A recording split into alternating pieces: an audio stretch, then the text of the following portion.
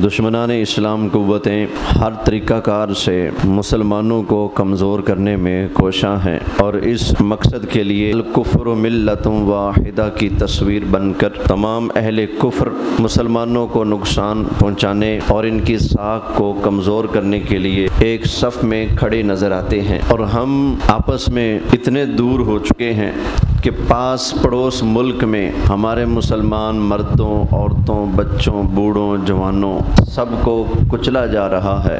किसी को तौफीक होती है और किसी को तो बोलने तक की भी तौफीक नहीं होती। इस हवाले से अल्लाह ताला हमारे मुआशरे पर रहम फरमाए। अभी जब पाकिस्तान और इंडिया की जंग हुई और पाकिस्तानी फ़ौज ने जब हिंदुओं की दौड़ लगा दी, पहले जो तमाशा देख रहे थे अमेरिका वाले, जब उन्होंने देखा कि हमारे पीर भाइयों को कुट पड़ने लगी है, फ़ौरन दौड़ पड़े। जी, जंग अच्छी चीज़ नहीं है, कीमती जानों का नुकसान होता है।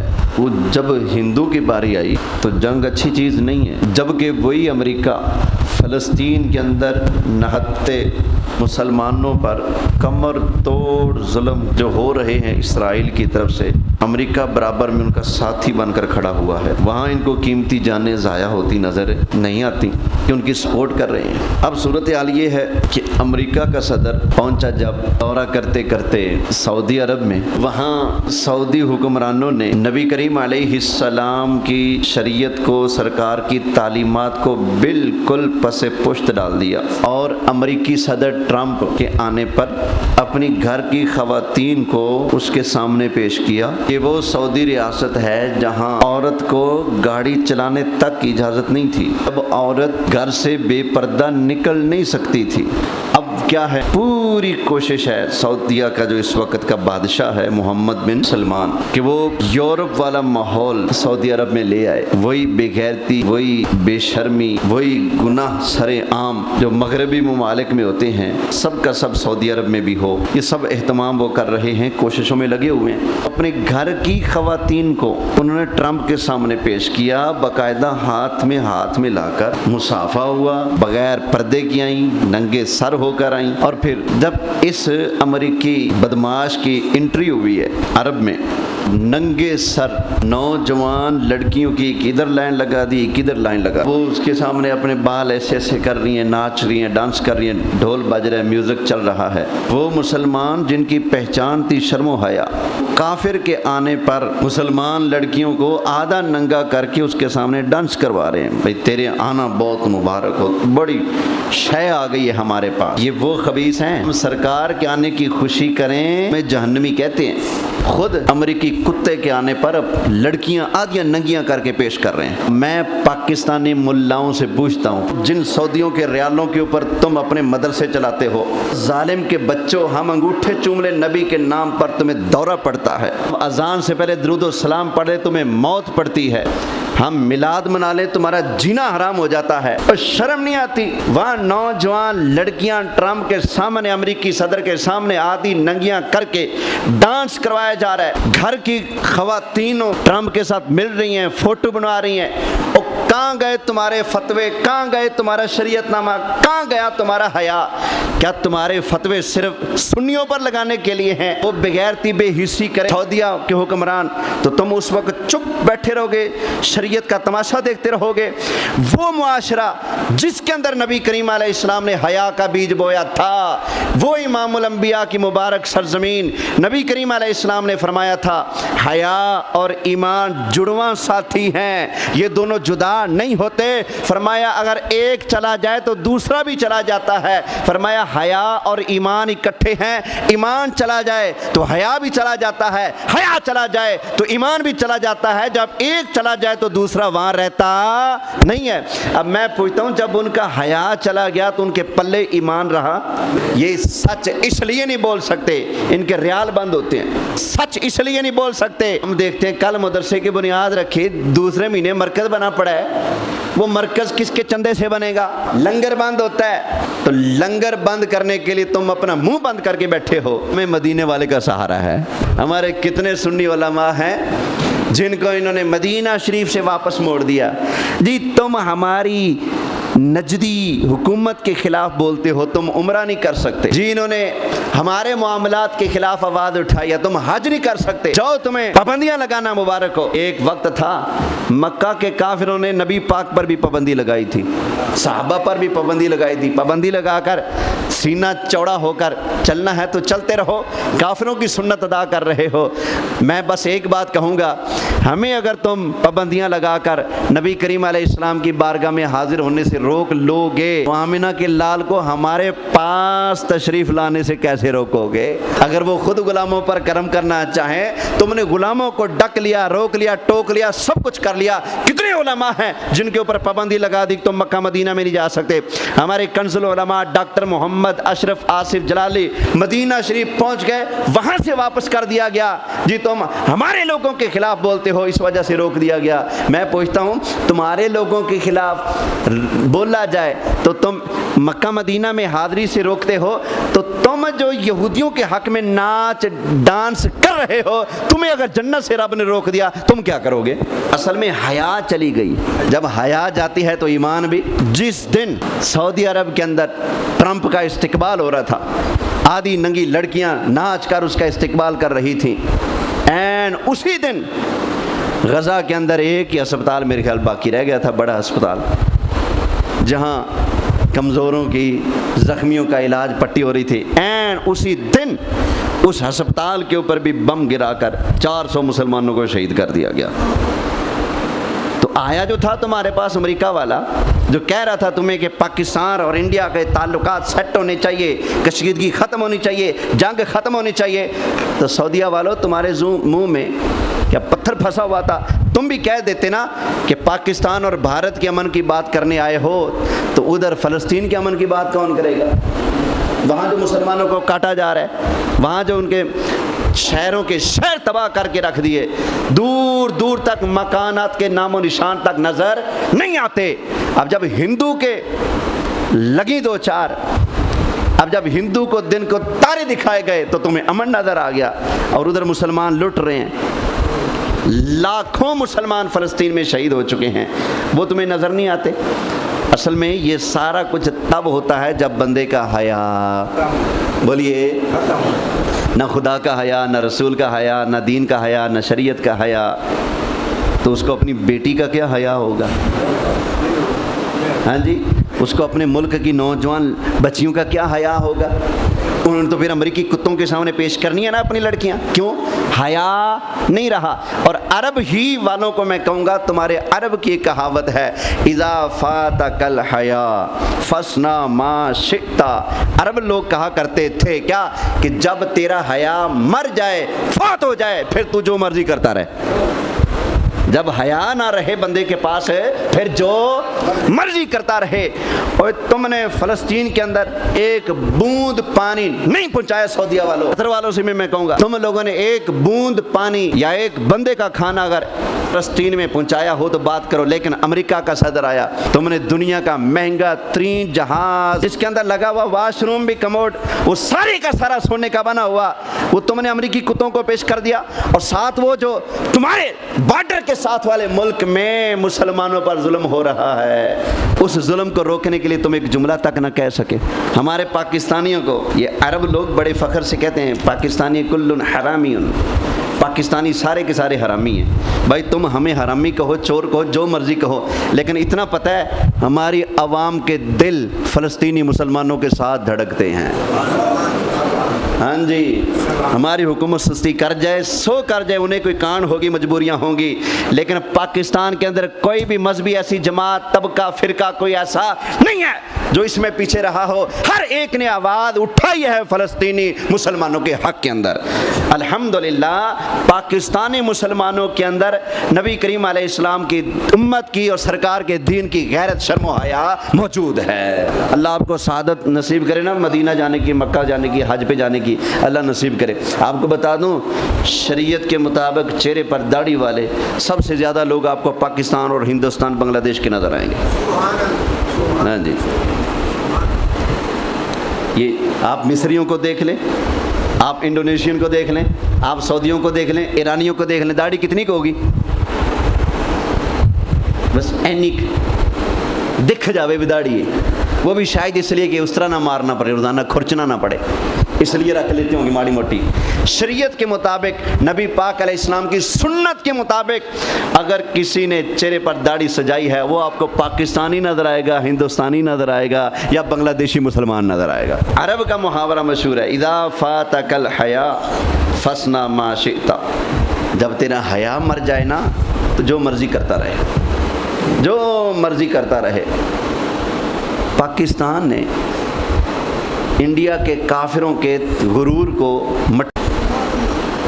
वो उनके मीडिया वाले बातें करते थे, पाकिस्तान 5 मिनट नहीं टिक पाएगा, एक झटके की मार है। और इधर जब हमारा मुसलमानों का एक ही झटका लगा तो चीखें निकल रही हैं उनकी, बर्दाश्त नहीं हो रहा, ना अमेरिका से बर्दाश्त हो रहा है, ना इंडिया से बर्दाश्त हो रहा है। तो मैं ये कहता हूँ कि ये कतर वालों ने, दुबई वालों ने, सऊदीया वालों ने इस मौका पर हमारे पाकिस्तान के, चलो हमारे जनरल आसिफ मनीर साहब हो या हमारे पीएम साहब शहबाज शरीफ हों, इनमें से तो किसी को बुलाकर इनाम नहीं दिया,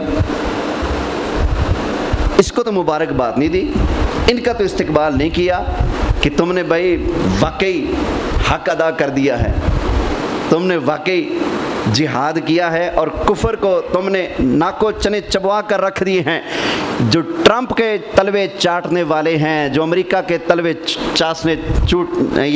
चूसने चाटने वाले हैं, उनमें से किसी एक को भी ये जुर्रत बोलो नहीं हुई, उल्टा उनके इस्तकबाल कर रहे हैं। या आपको बताऊं, जब बर्मा के मुसलमानों को इंडिया वाले जला जला कर, अंगारों के ऊपर तड़पा तड़पा कर और उनके जिस्मों को यूं यूं यूं काट कर टुकड़े टुकड़े करके फेंक रहे थे बर्मा के मुसलमानों को इंडिया वाले, उन्हीं दिनों में सऊदी अरब के अंदर मोदी को बुलाकर सोने का ताज और सोने का हार पहनाया गया था। पता है आपको? पता है आपको? कईयों को बड़ा फख्र होता है उधर। इसलिए मैं कहता हूँ हमें हुकूमतों का दीन नहीं चाहिए, हमें रसूलुल्लाह का दीन चाहिए। कईयों को हुकूमतों पर बड़ा मान होता है, भाई हुकूमत का क्या है, जिसका डंडा उसे के बोले उसी की भैंस ना, जिसका डंडा। तो हुकूमत आएंगी, दीन भी आएगा, बदलेगा। कल को वहाँ पर राफजी पहुँच जाए तो क्या आप राफजियों को पसंद करने लगेंगे? नहीं, हम किसी हुकूमत के पैरोकार या हुकूमती सरकारी दीन के हम ठेकेदार या गुलाम नहीं है, हम रसूलुल्लाह के गुलाम हैं। हमें रसूलुल्लाह का दीन चाहिए, हमें किसी हुकूमत का वज़ा किया हुआ दीन बोलिए नहीं चाहिए। बोले सुभान अल्लाह। अब यहाँ पर हदीस भी सुन लें, फरमाया इज़ा लम तस्तही फसना मा शिता, जब तेरा हया ना रहे ना तेरे पास, तो जो मर्जी करता रहे। मुसलमानों के इक़दार का, दीन का, गैरत, शरीयत का, मुसलमानों की कौमियत का जब हया ना हो, फिर ऐसा ही होता है कि जो काफिर मुसलमानों को काट काट कर खा रहा है, आप उसका इस्तकबाल कर रहे हैं, आप उसको एजाज़ व इकराम इनामात दे रहे हैं, और जो मुसलमान मार खा रहे हैं आप उनके साथ नहीं खड़े, उनके हक में तो आप एक बयान नहीं दे रहे। उल्टा काबातुल्लाह शरीफ के अंदर एक फ़लस्तीनी मुसलमान औरत तवाफ़ काबा करके दुआ मांगती है, फ़लस्तीनी झंडा उठाकर, या अल्लाह फ़लस्तीन के मुसलमानों की मदद फरमा, उनकी मदद फरमा।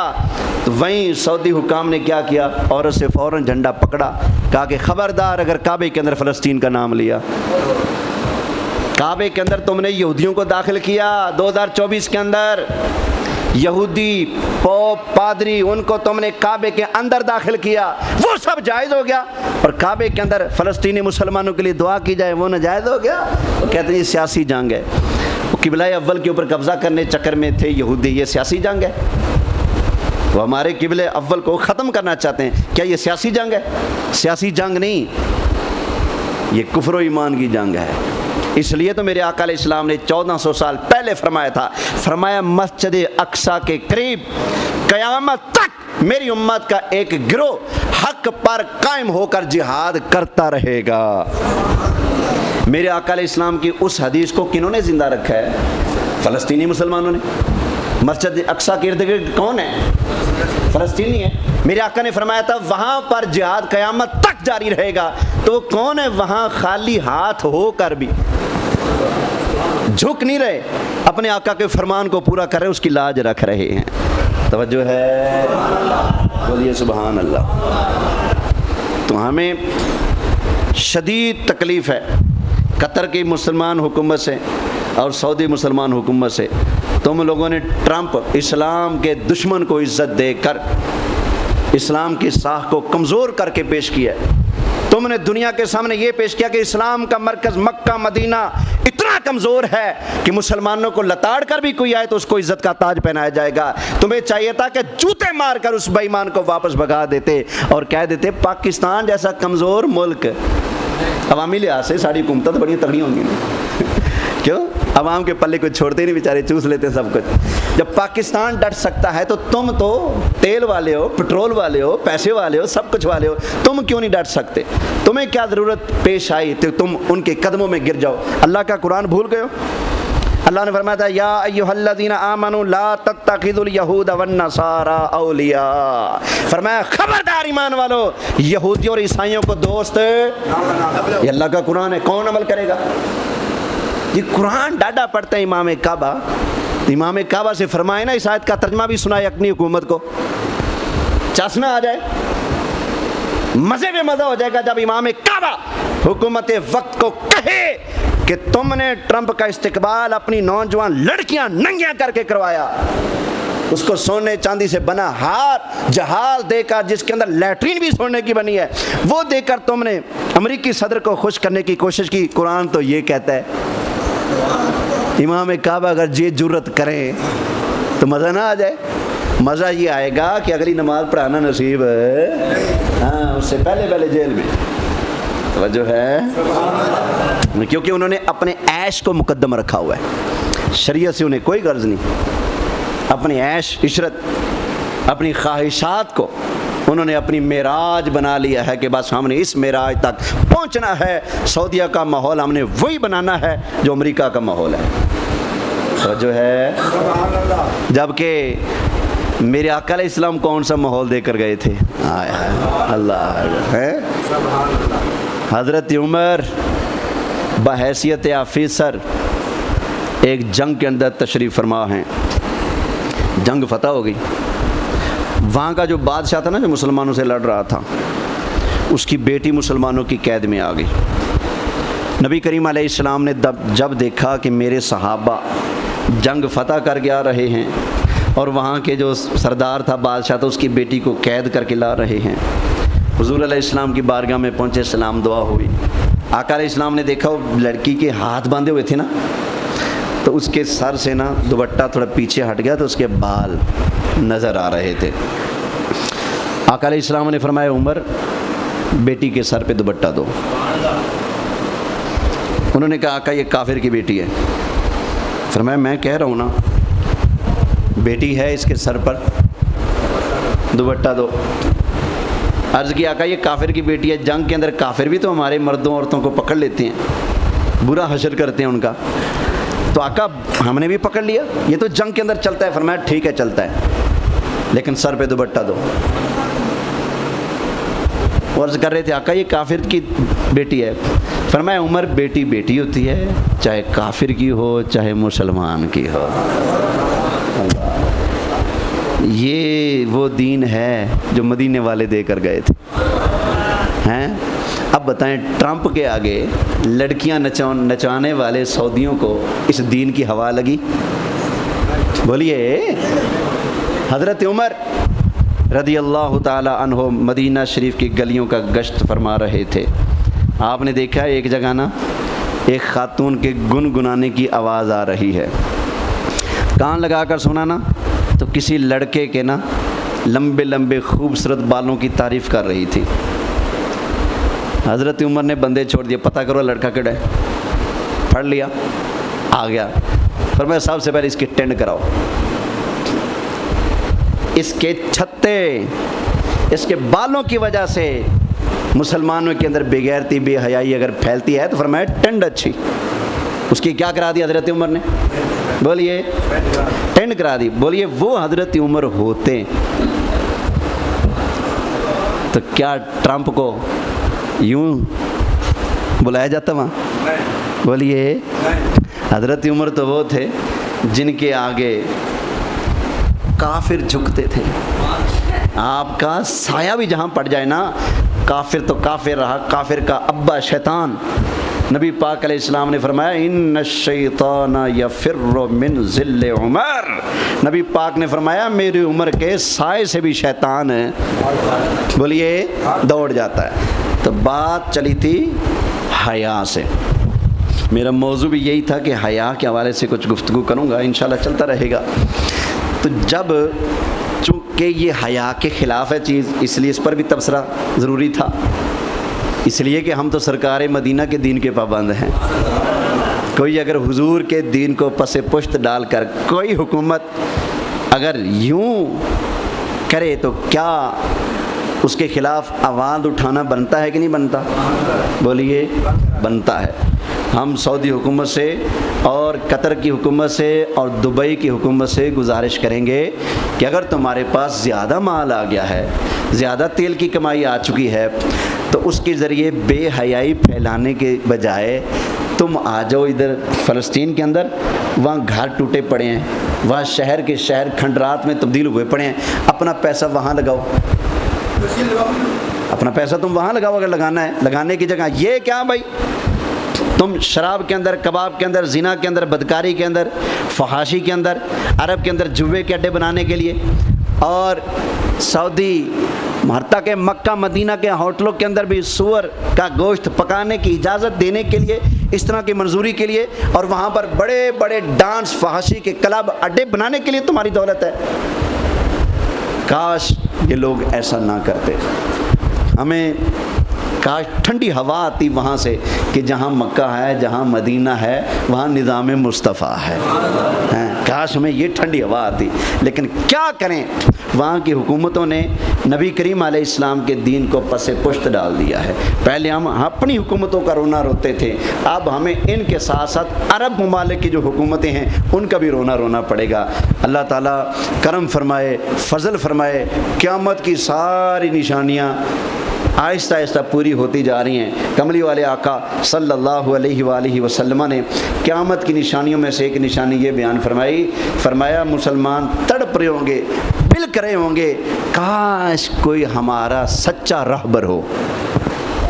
हमारी हुकूमती नुमाइंदे जो हैं वो अंग्रेज़ों काफिरों के आगे झुकने वाले ना हो। काश कोई इस्लाम के आगे अल्लाह रसूल के हुक्म के आगे झुकने वाला और काफिरों के आगे सीना तान कर खड़ा होने वाला हो। फरमाया सारी दुनिया के मुसलमान तड़प रहे होंगे कि कोई हमारा हादी हो, कोई हमारा रहबर हो, कोई हमारी कमांड संभालने वाला हो, कोई हमारा ऐसा हो जो सिपा सलार बनकर पूरी उम्मत मुसलमान की कमांड को संभाल सके। नबी पाक फरमाते हैं जब सारी उम्मत इस फिक्र के अंदर तड़प रही होगी, तब अल्लाह ताला नबी की आल में से हजरत इमाम मेहदी को भेजेगा।